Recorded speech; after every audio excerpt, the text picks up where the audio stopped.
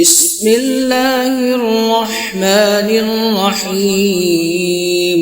الرحمن علم القرآن خلق الإنسان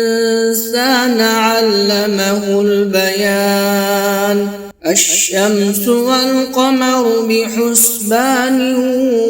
والنجم والشجر يسجدان والسماء رفعها ووضع الميزان ألا تطغوا في الميزان وأقيموا الوزن بالقسط ولا تخسروا الميزان والأرض وضعها للأنام فيها فاكهة والنخل ذات الأكمام والحب ذو العصف والريحان فبأي آلاء ربكما تكذبان خلق الإنسان من صلصال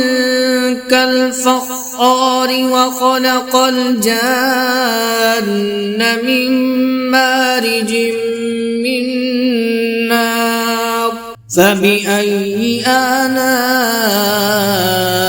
ربكما تكذبان رب المشرقين ورب المغربين فبأي آلاء ربكما تكذبان